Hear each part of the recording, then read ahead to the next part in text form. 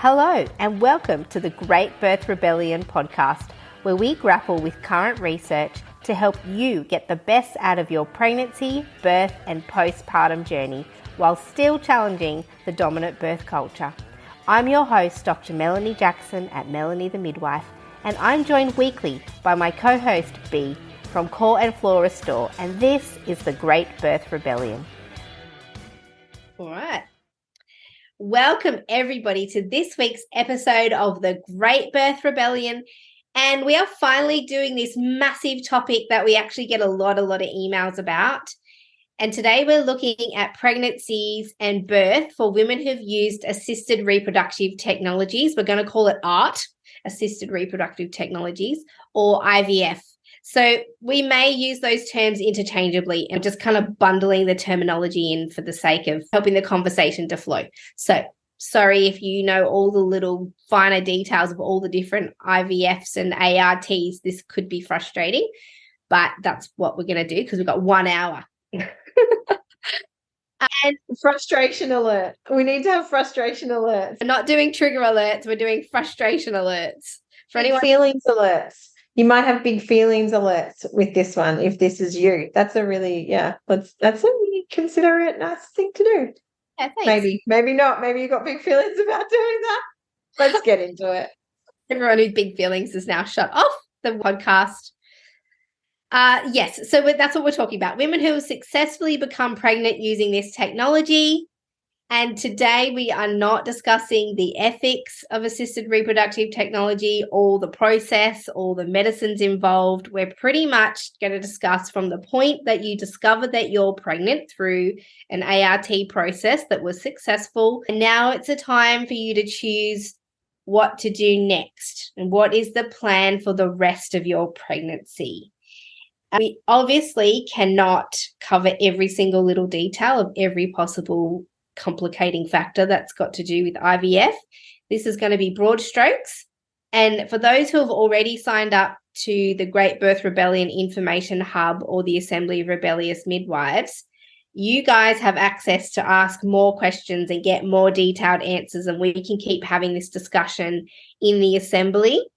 But if you aren't in the membership, this is what you get for now, but also the resource list, and it's a big one. So there's a lot of research that we've tapped into. So please go ahead, use the resources that you get if you're on the mailing list for the podcast. All right. So, to start with, I'm laying down some ground rules here. Sorry, B, I'm doing like a full disclaimer on this one. So ART or IVF pregnancies are considered to have more chance of having complicating factors. And we're going to talk about the research around that. And we're going to talk about the reasons why many clinicians believe that women who have assisted pregnancies require medicalized obstetric care. And they're often encouraged away from midwifery care options. So we're going to talk about that today. People that have been messaging us, they want to know if they need extra ultrasounds, if they've had an IVF pregnancy, if you should be induced. Do you need to take aspirin? There are so many things that are imposed on women who become pregnant using assisted reproductive technologies. And often it's by way of process and policy rather than looking at the nuance and individual needs of the woman. And before we continue, I also want to flag a little change that you might notice in the resource folder. So if you're not yet on the mailing list for this podcast, you can get on the mailing list for this podcast, and the people who are on the mailing list get a big resource folder that's full of information that we use to research each episode. In the past, we've been providing full text articles and PDFs, and so it's really easy for you to go find. It cuts out the hassle, which is kind of what we were aiming for.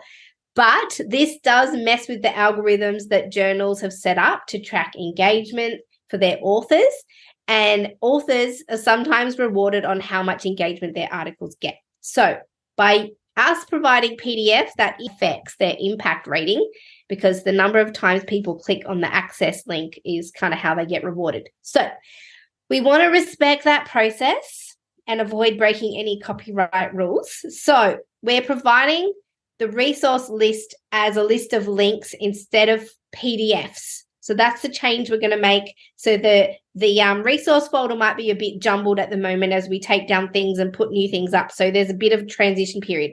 But anyway, we're going to be above board, law-abiding researchers and respect authors' work, but also try and give you as much access as we possibly can to research. Okay, so a few basic assumptions that we have when it comes to the ART and IVF pregnancies. So what often happens is that when a woman becomes pregnant through assisted reproductive technologies, they are referred to an obstetrician for ongoing care. This might not be for everyone, but often you go through a clinic, and then when you're pregnant, they give you the phone number for an obstetrician, and that's to become your care provider. So I want to be super clear that this episode assumes that every single woman, regardless of her circumstance, should have and or pursue midwifery continuity of care as a basis for their care. It should be a starting point for every woman to have their own midwife. And I don't believe that a referral to obstetric care should ever be the starting point for maternity care. All women should have a midwife. And some also need a doctor, but not the other way around. So there you go. First controversial statement of the podcast today. So this practice of IVF clinics assisting women to become pregnant and then immediately referring them to their associated or affiliated obstetricians for ongoing pregnancy care, I think it has to stop. I think it's a problematic initial step because it immediately medicalizes the whole rest of the pregnancy for that woman. So just because you became pregnant with the assistance of medical technology, it doesn't mean that the rest of your pregnancy has to also be medicalized. But well, I just want to add in a little bit of depth in there, because I do speak to people who have had this and have birth trauma from their experience. And a lot of the comments they'll make are, I just went with the obstetrician that was recommended to me. I mean, this happens with GPs with pregnancies that have been spontaneously conceived and not conceived with medical assistance. So this happens across the spectrum, but I hear it a lot with IVF pregnancies, and there's a couple of things that maybe facilitates this from the family's point of view, why they actually accept that care. But what I often hear is, well, it was recommended to me and so I just went with it. And regardless of who your care provider is, it's always your choice whether you continue to see them, whether you're 38 weeks pregnant or 8 weeks pregnant. It's really about finding the person that's right for you. But I think why this becomes super hard for many people and why they go with the recommendation is often that person is already known to them. Or they've really trusted the service that's assisted them to get pregnant, and so they trust the recommendation. And a lot of the time with a private obstetrician, people will often say, they were just so lovely, or they are so lovely, or I really liked them. And that is fine. You can really like them and your philosophies may not align. You need to like them and your philosophies need to align. That is key. And I think after birth, people often reflect and go, my philosophy was different to my care providers. And actually, it was a really conflicting thing or something that I didn't actually come to understand because I really liked them. And because they really like the person, they want them there. But actually, their intentions are very different or their philosophies are very different. So just because you like somebody doesn't mean they're the right care provider for your pregnancy. And just because their philosophy is aligned in your conception period doesn't mean that they will align throughout pregnancy and birth. So, yeah, the evidence says that all women need to have a midwife, right? Just it's associated with better outcomes regardless. Now we're seeing beautiful evidence that shows that actually people of higher risk need even more support, and the best way to get that support is with midwifery continuity of care. But yeah, I think it can be really tricky for people who've been in a really vulnerable situation. They're finally pregnant. They're so grateful that they are. And so they're in a vulnerable situation. And so they're more open to recommendations or going with somebody that they already know, that already knows their story and they already trust them. So I really hear you if that's you or that has been you in the past. And if you're wanting a high intervention pregnancy and birth, if you are someone who feels like you need all the ultrasounds, you want the induction or you want an elective cesarean, then that model of care is definitely going to be more aligned with you, and it's not about what we want, it's about what you want. So, the first step here is to really work out, well, what do I need out of this pregnancy and what do I want, acknowledging that they're different. And what is my philosophy here? Is my philosophy that I can go on and have this baby in a physiological way, and that's what I want support in, because that's not going to be for everyone. I think it depends, because we spoke about this medicalization spectrum way back in episode 2 about aligning your philosophies with your care provider. And even for women who are planning a cesarean section, the care that you get through your pregnancy is so unique with a midwife. And you don't discount yourself from having an elective cesarean section because you've got a midwife. You could hire a midwife and say, I intend, and I've had clients like this for various reasons, either require or intend to have a cesarean section, but they can still have midwifery antenatal care and have this beautiful quality, educational, a lot of time given kind of antenatal care, even emotional support, really. That's the big part of it. Yeah. It's the education and the emotional support, and an appointment that is more than 7 minutes long or 8 minutes long. And even feeding preparation in pregnancy and, all these things that won't be discussed with an obstetrician. And so I think we've got to remember that obstetricians are medical people that midwives will refer you to if your pregnancy falls out of the midwifery scope, but they're not the starting point of maternity care. Sometimes you need them if the pregnancy is abnormal and pathological. Absolutely, that's their scope. They are way better than midwives at that.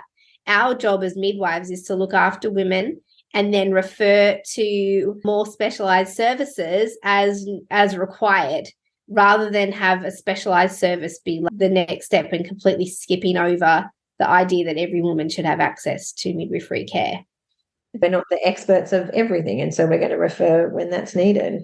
Yeah. And so I guess that's still the philosophy that we're going to start with this episode. We're not assuming that IVF pregnancies should automatically be into this high risk category, because there's so much that impacts the risk factors that are applied to IVF, and we'll chat through those. But I feel like we can confidently individually assess women for which model of care would be most appropriate to their needs, not just see IVF or ART and go, right, that means you have an obstetrician, that you completely bypass the option of midwifery care. So that's where I want to start. So if you've had an IVF pregnancy and you're thinking, oh man, now that's it, I've got a high risk pregnancy and I'm going to need medical care, medicalized care the whole time, I think you can let go of that assumption and actually pursue midwifery care and feel confident that, if you need to seek higher acuity care through your pregnancy, if a complication develops, you can still access that. Yeah. So, that was the first thing we wanted to mention, is just about how you still have a choice. Even if you've used medical technology to get pregnant, you don't necessarily need medical technology and medicalized care to continue the pregnancy. No woman or baby dyad is the same, and so there should never be like a standard routine practice applied to every woman without a good reason. And I think the same thing goes for IVF pregnancies. And modern maternity care and for IVF pregnancies, women are labeled as high risk, and then women are just sent down a management path, and it doesn't ask questions about her unique needs. It just sees this label, and then it gives care according to a set process and procedure. Like I call it birth by numbers. It's like, oh, IVF, you go into this box. And if you don't rebel against that and ask questions about that, the natural flow of your care will involve obstetricians, routine ultrasounds, extra screening, possibly extra medicines like aspirin, monitoring and management and early induction, and so on and so on. Like that's the natural flow of how an IVF pregnancy will be managed. And unless you ask questions about that and make decisions that are different, that's kind of the natural flow of what will unfold in your pregnancy if you don't put the brakes on and look for other directions. And finally, so this is my last kind of disclaimer thing, that your age, your history, your reason for requiring medical assistance to get pregnant, your health before you were pregnant, the type of reproductive technology used, they all change and affect the complexity or simplicity of your pregnancy. So no reproductive technology is the same, and actually, depending on what type you had, can change the risk factors, and no two pregnancies are the same, regardless of how you got pregnant. So it's okay to pick and choose what you want through your pregnancy, even if you used reproductive technology. We are also not going to be covering extensive stats on twin and multiple pregnancies in this episode. We do have a twins episode with Dr. Stu Fishbane that we did. If we were to look at the research on all IVF pregnancies, we do see that twins and multiples are more likely, and that there's some unique risks associated with that. So for this episode, we are concentrating on singleton, IVF, or ART pregnancies. Yeah, I really loved you said put the brakes on, because I think often the journey with IVF can be a monstrous one. And then all of a sudden you're finally pregnant, and it can be one big process that just keeps feeling like, for some people, it's snowball. And then it's not till the postpartum where the brakes get put on. So just really highlighting the value of the pause at all times in life, but especially that pause between the IVF journey finishing and the pregnancy starting, and just that reset of, okay, this isn't, whilst it's a continuation, it's also a new experience, and what do I want it to be? You know, there can be a lot around what we make IVF mean for us and the stories that we hold, and then how those stories continue to play out in pregnancy. And so really recommend, especially if you're on the IVF journey right now and you're listening to this and you're not yet pregnant, big love to you, just lots of love. We see you, we send you love, and we're wishing you all the best for your journey. And it's never too late to put a pause on. You might be 32 weeks pregnant listening to this and going, okay, I need to pause. So just highlighting the value of the pause and what can come with actually diving into what stories and belief systems you may be carrying, especially around your body. I think that is huge with IVF. There can often be a big disconnection between the body, maybe some distrust with the body. And when we're about to birth and mother, our body is our greatest power. And so that reconnection to it, if it feels right for you, because it can be big work sometimes. And, you know, if you're in a position where you know there's a little bit of time before you're going to get pregnant, because the reproductive technology process is quite scheduled and there's appointments and there's processes, there's no reason why you can't start doing your research about who you might want to be your care provider when you do get pregnant, and actually allowing your mind to take you to the possibility that this process will work and that you will get pregnant. I've had clients almost every year, somebody calls me and says, I'm about to go through my first IVF cycle. Can I book you for when I get pregnant? So that every year I look after clients who've become pregnant by IVF. Sometimes it's same-sex couples, and so, you know, they're not doing it for fertility issues. And so actually having some kind of a plan for when you get offered the next step, you actually already know what your next step is after you get pregnant, that you've lined up where you want to go next, or that you at least know the services that are available in your area so you can call them really early on and get into them before they get booked out. Beauty. Oh, well, let's dive into the research. So I found some amazing papers, and the first thing I want to talk about is the fact that if you become pregnant using ART, then the maternity care system will automatically assume that since your conception journey was complex, that your pregnancy will also have a different level of complexity and risk to women who got pregnant spontaneously.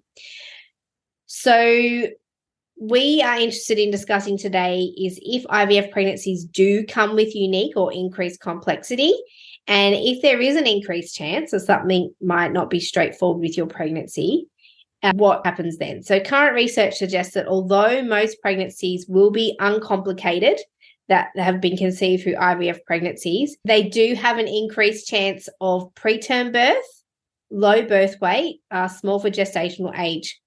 But we do have to remember that these stats are often skewed because there's an increased chance of twin and multiple pregnancies with ART treatments. And this can skew the statistics because twins and multiples are inherently more likely to be born earlier and smaller than singletons. But the factors that may contribute to adverse effects of IVF on pregnancy outcomes actually include those related to the IVF procedure itself rather than the woman's body. So it includes medications, the lab conditions, the culture medium, the cryopreservation and thawing process. So a lot of research compares fresh embryos with frozen and thawed, and the maternal conditions that are associated with subfertility or infertility. So including things like being of older age, or if you have reduced ovarian reserve or polycystic ovarian syndrome. So those factors can be individual, separate factors that are not specifically related to every woman's body and pregnancy.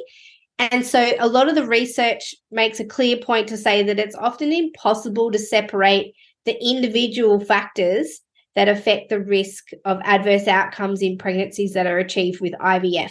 So it makes it difficult to mitigate some of the risks associated with IVF because some of them are inbuilt into the IVF process. So it's super cloudy. There's lots of things to consider about why you needed IVF, what assisted reproductive technology you used, and if those come with higher risks than others for certain things. So the first thing that women need to navigate when they've become pregnant through IVF or ART is the options for genetic testing during pregnancy. And there's often a genetic testing process that occurs with ART treatments, which may include genetic testing of the parents before the process begins, and also pre-implantation genetic screening on the baby before they even implant it. So some genetic information can be gathered before the woman's pregnant, and then there's lots of genetic testing options that the women can choose from after that. But it's important to note that the IVF procedure itself does not appear to lead to higher prevalence of chromosomal abnormalities.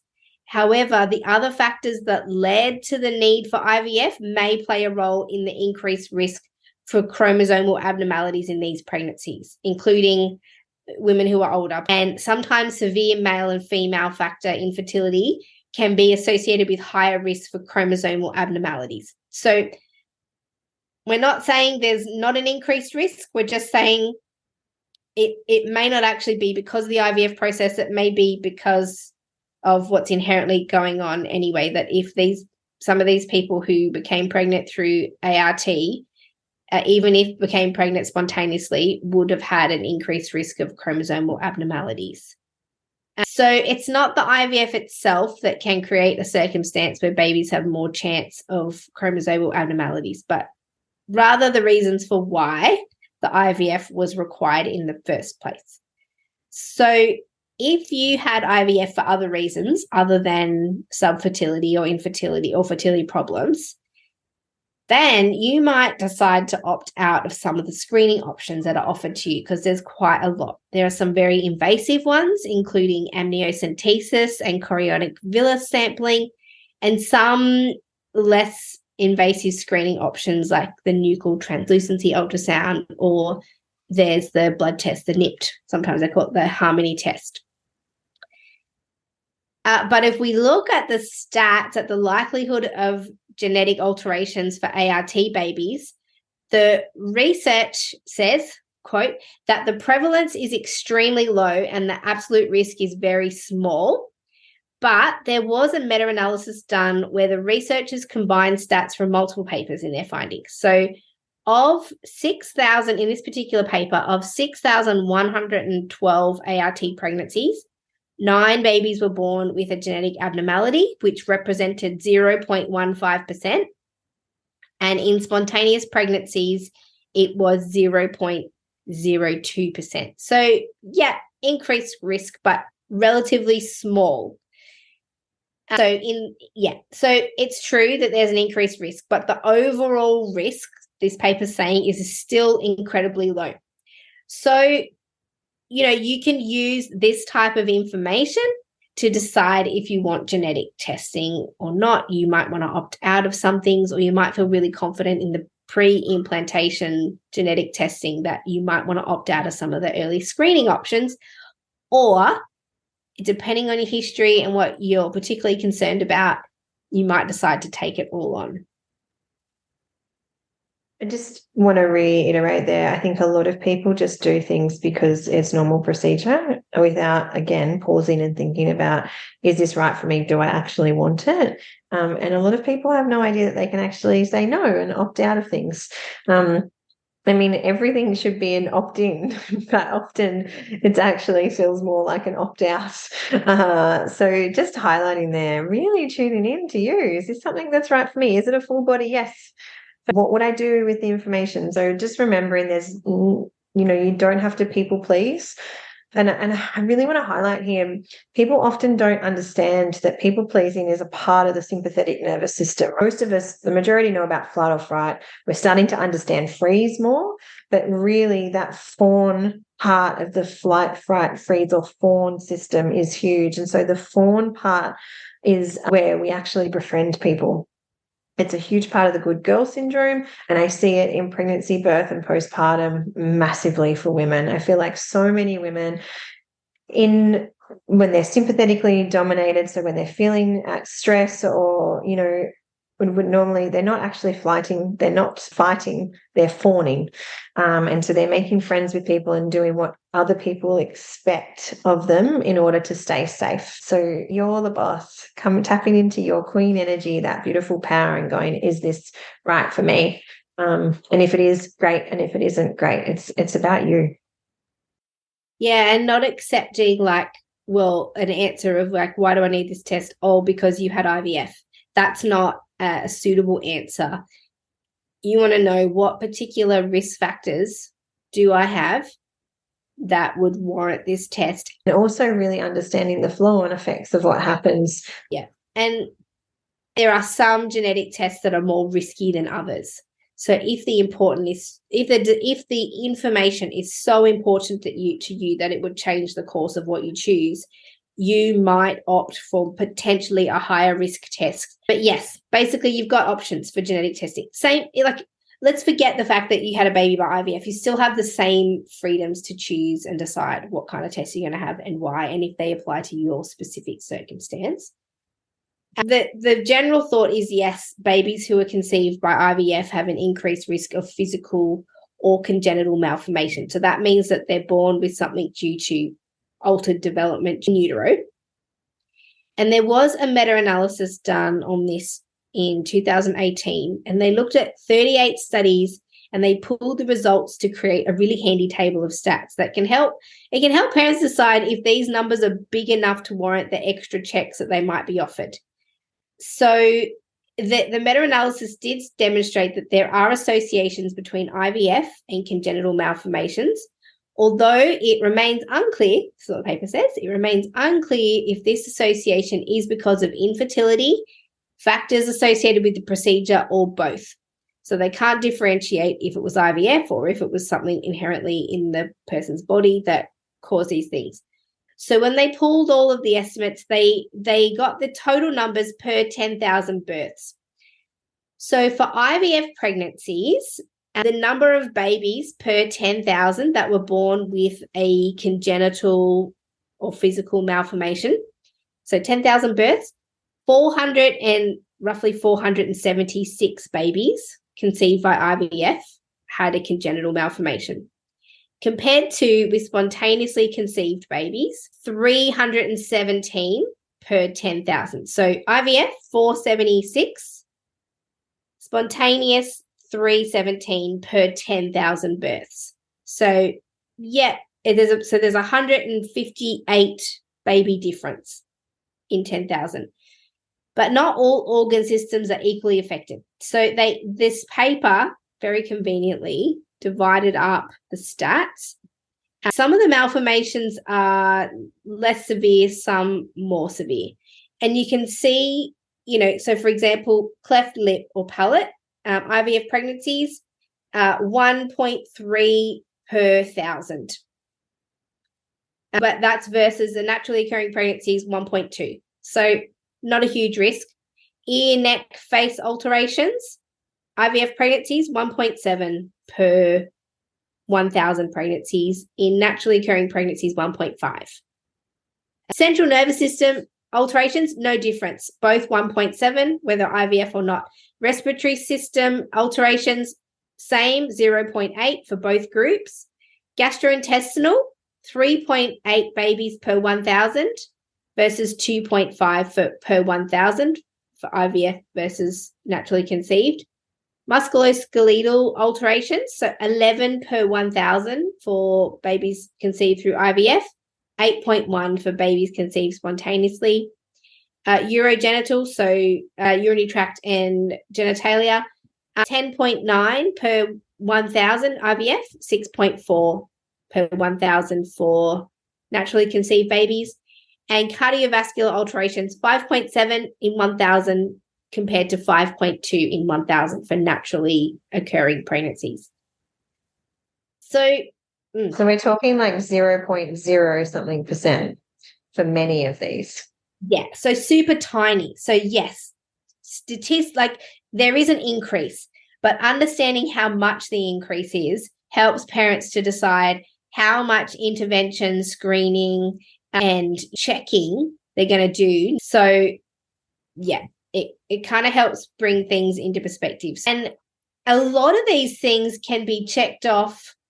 Like if you, for example, had the 18 to 20 week morphology scan, a lot of these things can be checked in one test rather than going for multiple different screening. You could bundle a lot of checks into, for example, a morphology scan. So one other thing that occurs with IVF pregnancies is placental alterations. So we had an episode, what episode was it, that we talked about abnormal cord insertions. And the risk of velamentous and marginal cord insertions is higher in IVF pregnancies. But we can check all that in ultrasounds that you would routinely have anyway in any pregnancy. So rather than having extra special tests because you had IVF, these things can be more thoroughly checked if you've had having an IVF pregnancy rather than having something specific. Any care provider can give you a referral for these. So if you're a care provider looking after a woman who's had IVF, knowing that there can be a slight increase in congenital abnormalities, that there's an increased risk of placental abnormalities and implantation, that you could specifically list on the referral, IVF pregnancy, please check, and then list all the extra things that you want them to make sure they do in this single ultrasound, if that's what the women are choosing. So things like placenta previa, bilobed placentas, vasa previa, where the vessels actually come across the cervix or the in front of the presenting part of the baby, increased risk during IVF. But all of these things can be checked. Placenta accreta, all these things can be checked by ultrasound. So yeah, might be an increased risk, but if they go, oh, look, you're an increased risk of placenta things, you should have an obstetrician. It's like, well, actually, maybe I should just make sure I check that on ultrasound. So let's talk about the use of extra ultrasounds for women who've got IVF pregnancies. B's eyebrows just went up. She's like, so if you have a pregnancy conceived by IVF or ART, you're likely to be given what we call serial ultrasounds. So repetitive, sort of routine ultrasounds all the way through your pregnancy. They might want to do multiple scans to track the growth of your baby, because women who do have IVF due to female fertility issues may have problems with things, I hate the wording, but cervical competency. They call it incompetent cervix. It's the worst word ever, but that's how we understand it. And they're often prescribed progesterone, pessaries, and some practitioners want to do more frequent checks on cervical length by ultrasound. So again, they might want to give you another ultrasound to check the length of your cervix. So it's important to discern that if this is a risk factor for you. So like if you've had IVF because your partner has fertility issues and it's not you, you might forego repetitive ultrasounds. Whereas if you've had repetitive pregnancy loss, you're having trouble holding onto a pregnancy because your cervix isn't lengthening and closing as it should, then this might be a good test for you. This might be good screening for you so that you can have early intervention, but it's not for everyone. And the other thing that they will want to give you ultrasounds for is fetal growth. Currently, the optimal gestational age for fetal growth scans and their frequency in the IVF pregnancies, we don't really know. So that's the only reason they said you had an IVF pregnancy, therefore you need to have multiple ultrasounds. The research suggests that we actually don't know if that's a good idea. But I would recommend looking at, we did episodes 29 and 30 where we talk about the pitfalls of growth scans. So we're not going to revisit the idea of scanning big or small babies. But if you go back to episodes 29 and 30, that will speak to the research about the use of ultrasounds to check on fetal size and the benefits of repeat ultrasounds for that. So your practitioner might suggest growth scans, but I do think that this is not necessarily for all people. And again, depends on the reasons that you needed IVF in the first place. All right. How much more have I got left here? I'm nearly at the end, B. All right. Now this is the biggie. This is what people ask about. Induction of labor for IVF pregnancies. Seems like they just want to induce everybody regardless of any risk factor anyway. So a lot of people are on board with 39-week inductions just because, and any risk factor that gets presented, they go, yeah, great, IVF, yep, 39 weeks for sure, let's induce you. And our culture is very on board with induction as well. It's become very normalized. So we don't question it as much. But I mean, if you're here, you're probably starting to question things a bit more. It's getting out there. I reckon it's... So induction of labour for IVF babies. Lots of women will be encouraged to have an induction around 39 weeks because of the increased risk of stillbirth. So your practitioner might tell you that your risk of stillbirth doubles or triples if you become pregnant by IVF, and they are not wrong. But in low-risk singleton full-term pregnancies, so if IVF was your only complicating factor and the rest of your pregnancy has just proceeded normally, the number of stillbirths in spontaneously conceived babies is 0.1%, and the rate of stillbirth for IVF conceived pregnancies that are low risk, that otherwise have no complicating factors, 0.3%. So 0.1. It triples. It triples. It triples. That's what they'll say. You have an increased risk of stillbirth because you've done IVF. They're not wrong. It triples, or some papers say it's just the language used around it has a very different effect in our nervous system. So if you hear your risk triples, makes my heart race. I get a bit scared. If they tell me my risk increase, I'm like, probably I don't get as scared as tripled, but increase gets me a little bit more tense. And then if they say from 0.1 to 0.3, my nervous system calms down a lot. Yeah, you take a big breath out and you go, oh, okay. Well, maybe you don't, and that's okay too. But this is really about, and this is for anyone at any point, when people use the word increased risk or triples or doubles, say, thank you very much, I need more information. What is the actual stat? And if they can't give it to you, what that means is they've been using that language because it's been passed on to them.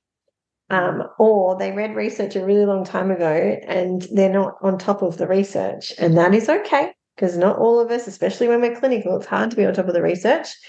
But this is their opportunity, thanks to your beautiful questioning, to go and find out that information and be giving information in a much more digestible way without the fear language associated, or the drama, right? Like increased risk, drama.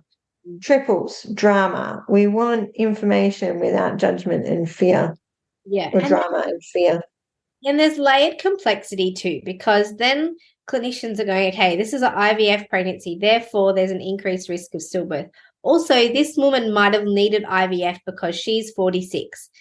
And the older you get, the more risk you have of stillbirth.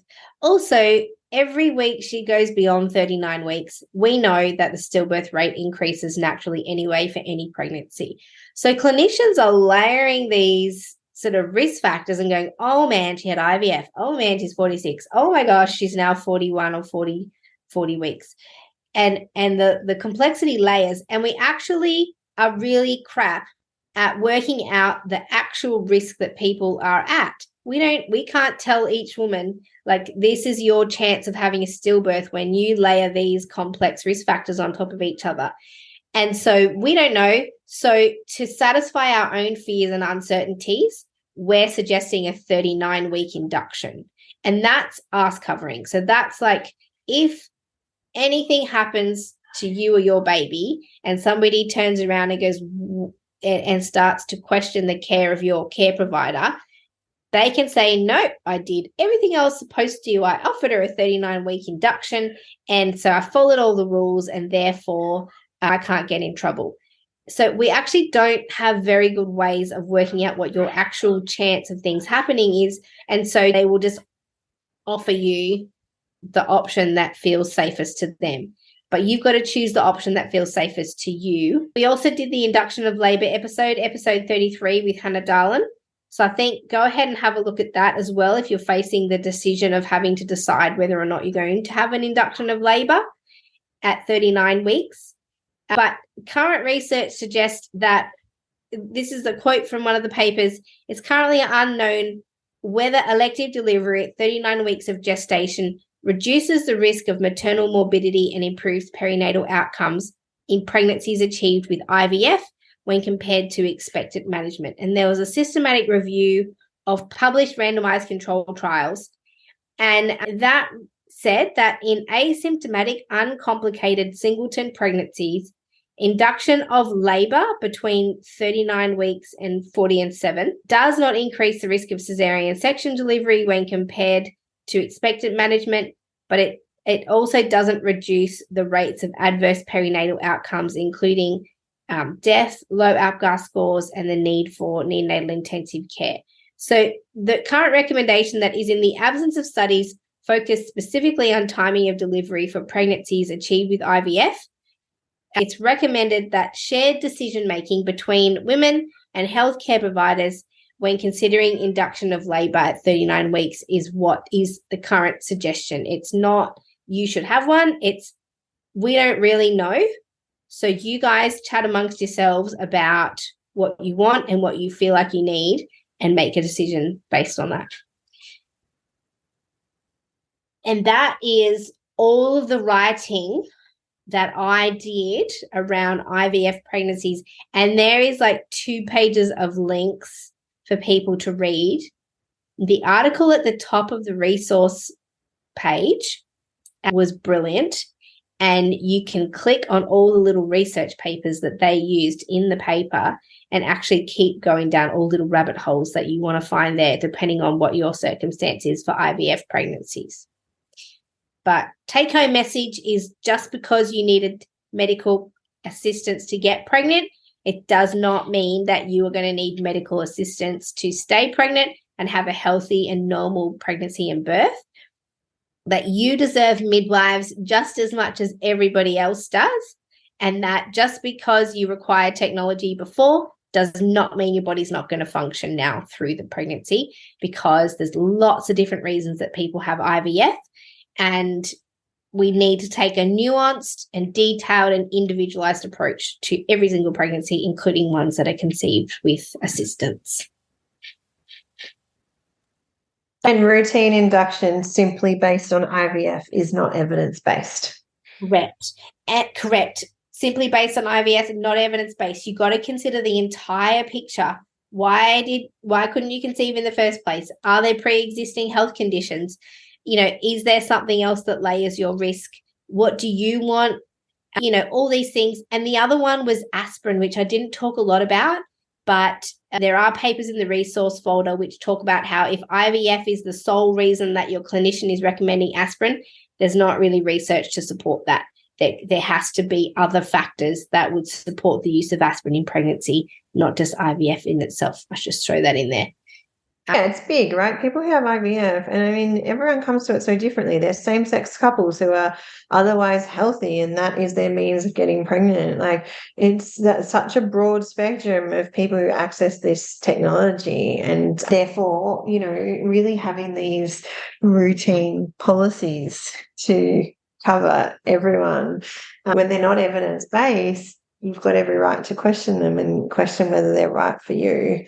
And I think, yeah, that's really what you've uncovered today so beautifully. So having a midwife, having a doula and working through whatever stories you may be holding, or actually just debriefing the process of IVF as well. There may be a need for you to do that in your pregnancy in order to process that experience fully and not just keep snowballing it into pregnancy, then birth, then postpartum, is actually processing it if it feels right for you as each stage kind of comes along. So reach out if you need some support for that. You can find that on my page, coreandfloor.com.au. We're building a whole team of amazing birth workers and pregnancy workers to support everyone on this journey. So I'm super excited about that. But yeah, wishing you all the best if you are pregnant and about to have a baby.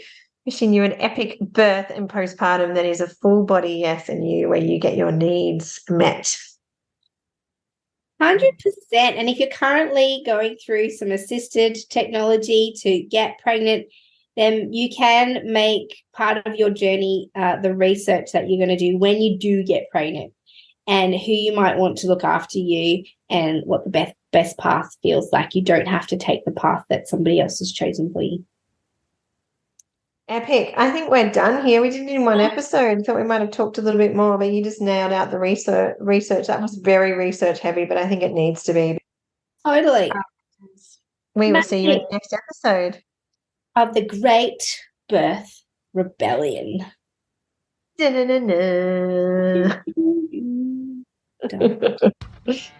Epic.